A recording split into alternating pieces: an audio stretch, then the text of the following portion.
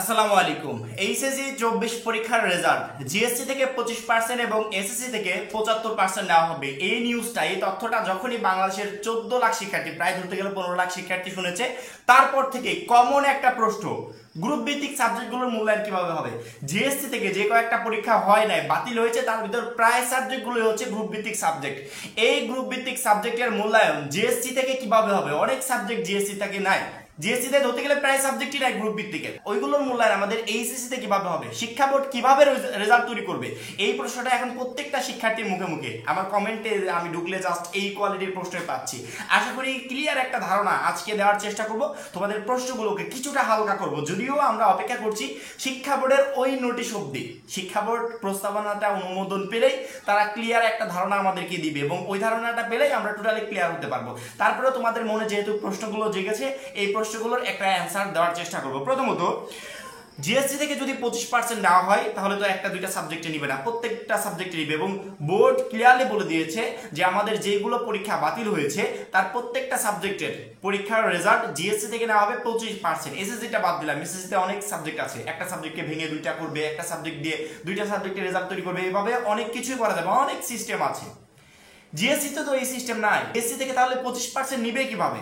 প্রথম কথা হচ্ছে, শিক্ষা বোর্ড যদি বাধ্যতামূলক তারা মনে করে যে আমরা সবগুলো সাবজেক্ট জিএসসি থেকে নিবই তো নিবই, জিএসসি অনুযায়ী আমরা রেজাল্টটা তৈরি করব, সেক্ষেত্রে শিক্ষা বোর্ড কেমন করবে? মানে উপায় কি আছে? এছাড়া আর কোনো উপায় নাই, করতে হলে ওইটাই করতে হবে। সেটা হচ্ছে, আমাদের এমন অনেকগুলো সাবজেক্ট আছে, আবশ্যিক সাবজেক্ট ব্যতীত আদার্স যে সাবজেক্টগুলো আছে প্রত্যেকটাতে 25% করে করে নাম্বার দিয়ে দিল, একটা দিয়ে সবগুলো। এই কোয়ালিটির সিস্টেম যদি জিএসসি থেকে 25% নেয় তাহলে করতে পারে, কিন্তু বোর্ডের এই কোয়ালিটির সিস্টেম করতে অনেকটা ঝামেলা পোহাতে হবে, এবং যদি এরকম করে তাহলে প্রচুর পরিমাণ শিক্ষার্থী খারাপ রেজাল্ট করবে। একটা শিক্ষার্থী যদি জিএসসিতে একটা সাবজেক্টে খারাপ রেজাল্ট করে ফেলে, ওই একটা সাবজেক্ট দিয়ে যদি তার 2-3টা সাবজেক্টের রেজাল্ট তৈরি করা হয়, তাহলে ওই একটা সাবজেক্টে জিএসসিতে খারাপ করার কারণে পরবর্তী 4 থেকে 5টা সাবজেক্ট বা 3 থেকে 4টা সাবজেক্টের রেজাল্টটা খারাপ হবে। শিক্ষা বোর্ডকে আমি অনুরোধ করব এই ধরনের কাজ যেন না করে। এই ধরনের কাজ করলে অবশ্যই মাস্ট বি প্রত্যেকটা শিক্ষার্থী খারাপ রেজাল্ট করবে। কারণ কি, জিএসসি পরীক্ষাটা আমাদের একেবারে লাস্ট পর্যায়ের পরীক্ষা, এবং আমরা এখন এসে এইচএসসি দিচ্ছি। জিএসসির পরে অনেকগুলো বছর কেটে গেছে, তারপরে আমরা এইচএসসি দিচ্ছি। সেক্ষেত্রে একটা শিক্ষার্থী জিএসসিতে খারাপ করতেই পারে। এইচএসসিতে ইন্টারমিডিয়েট হিসেবে ভালো প্রিপারেশন নিয়েছিল ভালো পরীক্ষা দেওয়ার জন্য, তাহলে যদি জিএসসি অনুযায়ী একটা সাবজেক্ট দিয়ে কয়েকটা সাবজেক্টের মূল্যায়ন করা হয়, তাহলে প্রচুর পরিমাণ শিক্ষার্থী খারাপ রেজাল্ট করবে। আমি বলছি না ফেল করবে, খারাপ রেজাল্ট করবে। সেক্ষেত্রে শিক্ষা বোর্ড এখানে একটা বেস্ট সলিউশন নিতে পারে, যেটা হচ্ছে যে গ্রুপ ভিত্তিক সাবজেক্টগুলো জিএসসিতে নাই, যেই সাবজেক্টটা জিএসসিতে নাই, সেগুলো যেন এসএসসি থেকে মূল্যায়নটা করে। এসএসসিতে অনেকগুলো সাবজেক্ট আছে, যেখানে একটা সাবজেক্ট দিয়ে, এসএসসিতে আমাদের 3টা গ্রুপ আছে না, সায়েন্স, আর্টস, কমার্স, আমাদের এইচএসসিতেও 3টা গ্রুপ আছে। একটা গ্রুপ দিয়ে আরেকটা গ্রুপ মূল্যায়ন করবে। যেমন বিজ্ঞান বিভাগ দিয়ে বিজ্ঞান বিভাগের মূল্যায়ন হবে, তারপরে মানবিক দিয়ে মানবিকের মূল্যায়ন হবে, ব্যবসা দিয়ে ব্যবসার মূল্যায়ন হবে। এখানে কোনো ঝামেলা নাই, এখানে কোনো ধরনের কোনো ঝামেলা নাই। একটা পত্র দিয়ে ওখানে 2টা পত্রের মূল্যায়ন করবে, কোনো ঝামেলা নাই। কিন্তু জিএসসি অনুযায়ী যদি করে, সেক্ষেত্রে প্রচুর পরিমাণে প্রবলেম ক্রিয়েট হবে। যারা ভালো রেজাল্ট করেছে জিএসসিতে সবগুলো সাবজেক্টে A+, তাদের ক্ষেত্রে ভালো হবে, তারা আবার ওই একটা সাবজেক্টের জন্য পরবর্তীতে টোটাল সবগুলো সাবজেক্টে ভালো করবে। কিন্তু যারা জিএসসিতে একটা সাবজেক্টে খারাপ করেছে, ওই একটা দিয়ে যদি 3টা মূল্যায়ন হয়, তাহলে ওই 3টাই খারাপ রেজাল্ট করবে। এই জন্য শিক্ষা বোর্ডকে আমি এটা পরামর্শ হোক বা যে কোনো কিছু হোক, শিক্ষা বোর্ড যেটাই মনে করতে পারে, শিক্ষা বোর্ডকে বলবো যে এই ধরনের এই কোয়ালিটির কাজ যেন না করে।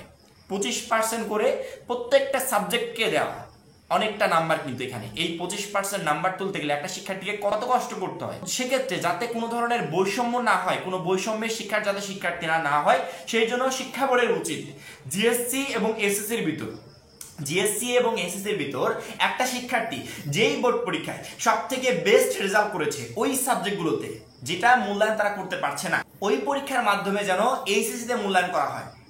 অর্থাৎ আমি যেটা বোঝাতে চাচ্ছি, যে পরীক্ষাগুলো আমাদের হয়ে গেছে, সেগুলো তো নাম্বার দেখে আমাদের নাম্বার দেওয়া হবে, আমরা যা পাবো সেই অনুযায়ী আমাদের রেজাল্টটা তৈরি হবে।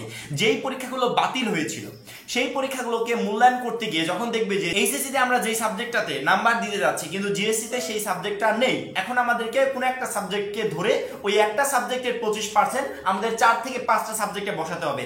শিক্ষা বোর্ড যেন যে দুইটা বোর্ড পরীক্ষার ভিতর একটা শিক্ষার্থী কোন বোর্ড পরীক্ষায় সবচেয়ে ভালো রেজাল্ট করেছে, যেই বোর্ড পরীক্ষায় ভালো রেজাল্ট করেছে সেই বোর্ড পরীক্ষার রেজাল্টটা দিয়ে যেন এইচএসসি তে মূল্যায়ন হয়, তাহলে প্রচুর পরিমাণ শিক্ষার্থী ভালো রেজাল্ট করতে পারবে। এই যে খারাপ রেজাল্ট করার একটা সম্ভাবনা বা একটা ভয় শিক্ষার্থীদের মাঝে তৈরি হয়ে গেছে যে আমাদের জিএসসি থেকে 25% না হলে আমি জিএসসির একটা সাবজেক্টে খারাপ রেজাল্ট করেছি, সেক্ষেত্রে ওই একটা সাবজেক্টে যে 25% নিয়ে যদি অনেকগুলো সাবজেক্টে বসানো হয় তাহলে টোটাল সাবজেক্টগুলোর রেজাল্ট আমার খারাপ হবে, আবার যে ভালো করেছে তার টোটাল সাবজেক্টগুলোর রেজাল্ট ভালো হবে। সেক্ষেত্রে শিক্ষা বোর্ড যেন একটা শিক্ষার্থীর রেজাল্ট তৈরি করতে গিয়ে সবচেয়ে বেস্ট মাধ্যমে বা সবচেয়ে যেই মাধ্যমে রেজাল্ট তৈরি করলে একটা শিক্ষার্থী ভালো রেজাল্ট করতে পারে সেই মাধ্যমটা যেন দেখে। যদি দেখে যে জিএসসি ওই সাবজেক্টে তার ভালো রেজাল্ট আছে, ওইটা অনুযায়ী যদি আমরা 25% করে দিতে থাকি তাহলে ভালো রেজাল্ট করবে, সেক্ষেত্রে ওই শিক্ষার্থী যেন ওই মাধ্যমে রেজাল্টটা তৈরি করে। আবার যদি দেখে না জিএসসি ওই শিক্ষার্থীর খুবই খারাপ রেজাল্ট কিন্তু এসএসসি তে তার খুবই ভালো রেজাল্ট ছিল, সেক্ষেত্রে বুঝতে হবে যে এইচএসসি তেও ওই শিক্ষার্থীর ভালো রেজাল্ট করার একটা সম্ভাবনা ছিল, সেখানে এসএসসি তে যে সে ভালো রেজাল্ট করেছে এসএসসি সাবজেক্টগুলো অনুযায়ী যেন এইচএসসি রেজাল্টটা তৈরি করা হয়। তাহলে এখানে যে খারাপ রেজাল্ট করার একটা সম্ভাবনা প্রচুর পরিমাণ শিক্ষার্থীর মাঝে তৈরি হয়েছে, এই সম্ভাবনাটা থাকবে না, প্রচুর পরিমাণ শিক্ষার্থী ভালো রেজাল্ট করতে পারবে। তারপরেও আমরা শিক্ষা বোর্ডের যে প্রস্তাবনাটা শিক্ষা বোর্ড করেছে সেই প্রস্তাবনা অনুমোদনের অপেক্ষায় আছি। যখন এই প্রস্তাবনাটা শিক্ষা মন্ত্রণালয় থেকে অনুমোদন হবে শিক্ষা বোর্ড অবশ্যই আমাদেরকে জানিয়ে দিবে, প্রত্যেকটা শিক্ষার্থীকে সে অবধি অপেক্ষাও করতে হবে। তার ভিতর আমরা ভিডিও শিক্ষা বোর্ডকে দিতে থাকবো, মেসেজ শিক্ষা বোর্ডকে দিতে থাকবো, শিক্ষা বোর্ড যেন আমাদের পরামর্শগুলো একটু শুনে এই অনুযায়ী যেন রেজাল্টটা তৈরি করার চেষ্টা করে, তাহলে প্রচুর পরিমাণ শিক্ষার্থী ভালো রেজাল্ট করতে পারবে। এখন এই পর্যন্ত, পরবর্তী ভিডিওর জন্য চ্যানেলটা সাবস্ক্রাইব করে রাখবে। সবাই ভালো থাকবে, সুস্থ থাকবে, আল্লাহ হাফেজ।